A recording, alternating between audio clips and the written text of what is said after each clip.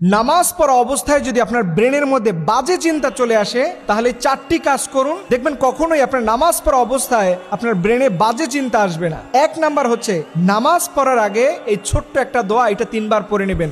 আপনি পড়বেন আউযু বিল্লাহি মিনাশ শাইতানির রাজিম, এইটা আপনি হৃদয় থেকে 3 বার পড়বেন, দেখবেন আল্লাহ তাআলা শয়তানের ওয়াসওয়াসা থেকে নামাজের মধ্যে আপনাকে বাঁচিয়ে দিবেন। 2 নাম্বারে এরপরেও যদি মনের মধ্যে বাজে চিন্তা চলে আসে তাহলে মনে রাখবেন খিনজাব নামক একটা শয়তান আপনার কাঁধের কাছে বসে আছে।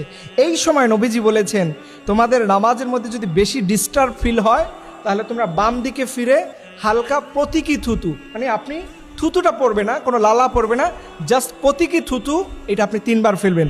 দেখবেন সাথে সাথে এই খিনজাব নামক যে শয়তান থাকে এটা আপনার থেকে পালিয়ে যাবে।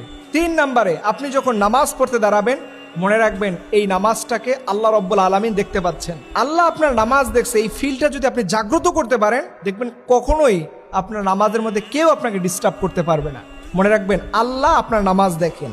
সর্বশেষ এবং 4 নাম্বার, এই দোয়াটা নিয়মিত পড়বেন যাদের নামাজের মধ্যে বাজে চিন্তা চলে আসে। রাসূল সাল্লাল্লাহু আলাইহি ওয়াসাল্লাম বলেছেন এই দোয়াটা পড়লে আল্লাহ তাআলা তার অন্তরকে দ্বীনের উপরে টিকিয়ে রাখেন। দেখেন আমাদের অন্তর বিক্ষিপ্ত হয়ে যায়, এদিকে সেদিকে মুহূর্তের মধ্যে দৌড়াদৌড়ি ছুটাছুটি করে, বিশেষ করে নামাজের মধ্যে। এর কারণ হচ্ছে আল্লাহর থেকে আমাদের অন্তরকে আমরা প্রোটেক্ট দিচ্ছি না। আল্লাহ নবী বলেছেন ইয়া মুকাল্লিবাল কুলুব সাব্বিত কলবি আলা দীনিক, হে অন্তর পরিবর্তনকারী আমাদের আল্লাহ, আপনি আমার অন্তরকে দ্বীনের উপরে টিকিয়ে রাখুন।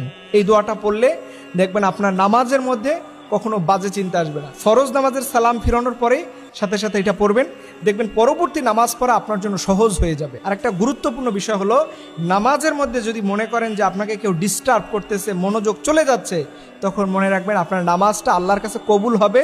এটা যাতে কবুল না হয় এর জন্য শয়তান আপনাকে ডিস্টার্ব করতেছে, আপনার মনোযোগ এদিকে সেদিকে নিয়ে যাচ্ছে। এবং বিশেষভাবে নামাজের আগে মোবাইল ফোন অন্যান্য ডিভাইসগুলো থেকে দূরে থাকবেন, একটু জিকির আজকার করে নামাজে যাবেন, দেখবেন আপনার মনটা প্রশান্তি থাকবে।